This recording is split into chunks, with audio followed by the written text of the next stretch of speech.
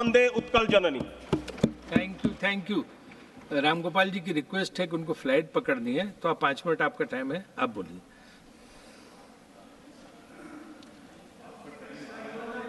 You are not audible, sir. When you announce the name, sir Ramgopal बहुत यादव जी, बहुत धन्यवाद professor. आपको। you are not audible. Ordinarily, you are not audible. Okay mic. कुछ sir बातें धीरे से कही जाती।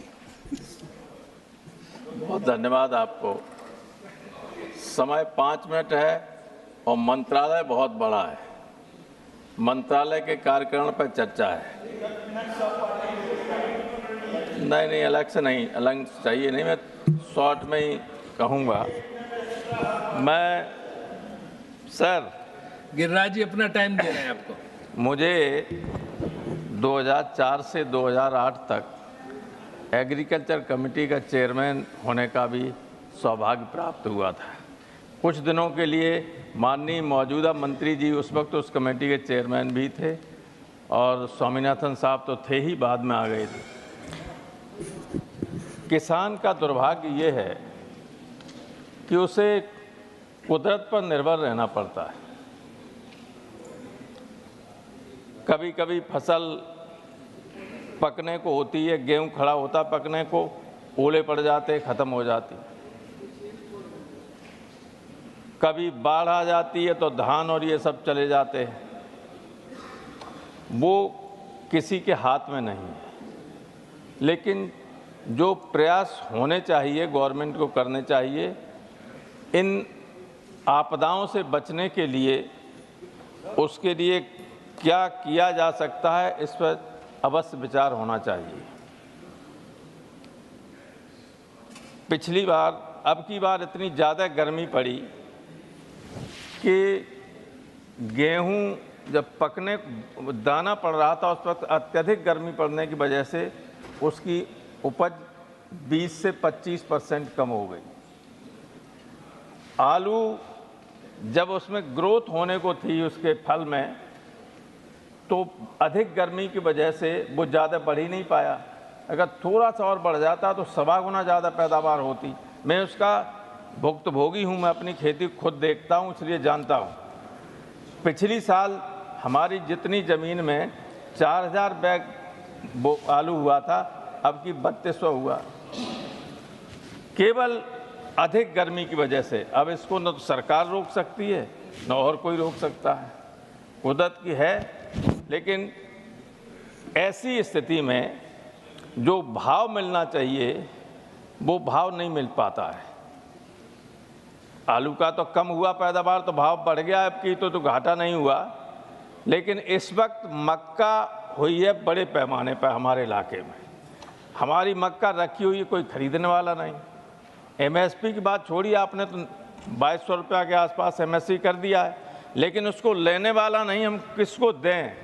घर पर रखी हुई, उसमें डर ये लगा रहता है कि अधिक पानी बरसने में भीग जाएगी तो और ख़राब हो जाएगी, तब फिर और कोई नहीं लेगा आगे चल के। तो ये दिक्कतें हैं। एक मेरा सुझाव ये है कि आज भी आज़ादी के इतने दिनों बाद जो खेती है उसमें जोतने योग्य या खेती करने योग्य है, लगभग उतनी ही ज़मीन ऐसी है जो बंजर या रेविन्स के रूप में पड़ी हुई है। उसको खेती योग्य ज़मीन के लिए कन्वर्ट करने के लिए कि उसमें खेती हो सके, अगर किया जाए तो बहुत बड़े पैमाने पर किसानों को लाभ हो सकता है। और जो खेती जोती भी जाती है, बोई जाती है, उसमें इरिगेटेड जो है वो जितना बोई जाती है उसका लगभग 55% इरिगेटेड है, केवल 55%। अगर वो पूरी इरिगेटेड हो जाए तब भी हमारी पैदावार और ज़्यादा हो सकती है और किसान की आमदनी वास्तव में बढ़ सकती है। तो इसके लिए प्रयास होने चाहिए।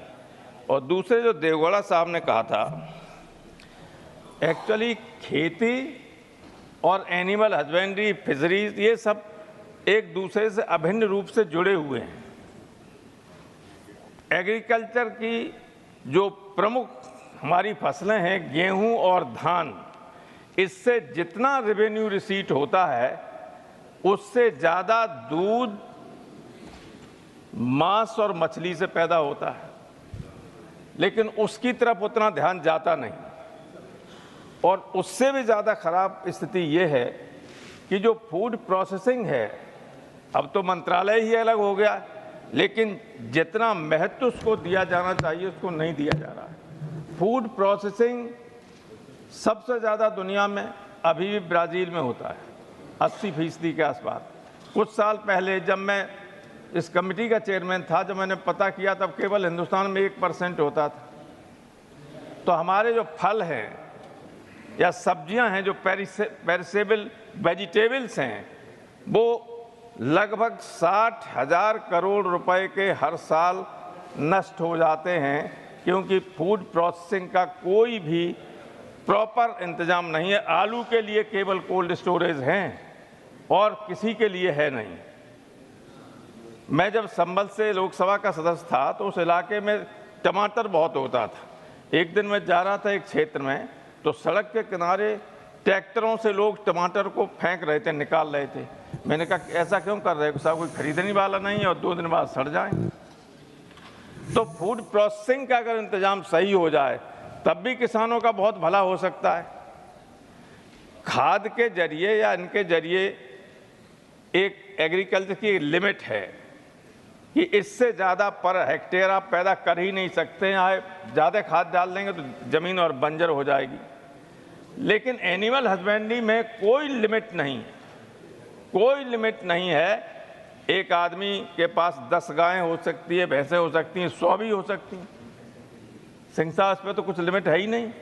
तो जहाँ पैदावार बढ़ सकती है, आमदनी बढ़ सकती है, उस पर ज़्यादा ध्यान देने की आवश्यकता है। और ये जो खादें हैं, यूरिया वगैरह, इसका जो स्टैंडर्ड है यूज के इतना प्रयोग किया जाना चाहिए, उससे बहुत ज़्यादा प्रयोग होने लगा है। आगे चल के खेती बंजर हो सकती है। और यही नहीं, एक बार पंजाब के किसानों के ब्लड सैंपल लिया गया तो उसमें परमिसिबल लिमिट से ज़्यादा यूरिया का अंश था, क्योंकि बहुत ज़्यादा मैन्योर और खाद का प्रयोग किया जा रहा था। तो इन सब का संतुलन बनाए रखने की आवश्यकता है। और सबसे बड़ा खतरा तो ये है कि पानी का स्तर इतना नीचे जा रहा है, अगर इसको न रोका गया तो फिर कुछ भी पैदा नहीं हो सकता है, कुछ भी नहीं हो सकता। फसल के लिए पानी नहीं मिलेगा, पीने के लिए पानी नहीं मिलेगा। दिल्ली में तो पीने के लिए पानी के लिए टैंकर से यूज करने पड़ रहे हैं।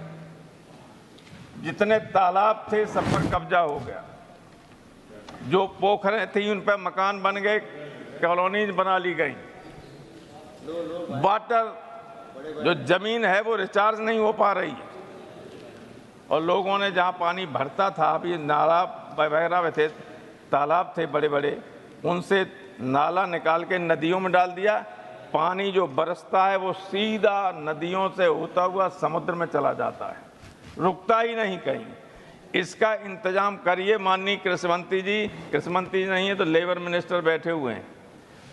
आप जो हैं पानी को, जमीन को रिचार्ज करने का इंतजाम कीजिए, वरना सारे ट्यूबवेल्स फेल हो जाएंगे, न खेती की सिंचाई की व्यवस्था होगी और न ये हैंडपंप लगते हैं पानी पीने के लिए, इनमें पानी निकलना बंद हो जाएगा, प्यासों मर जाएगा आदमी, पानी नहीं मिलेगा।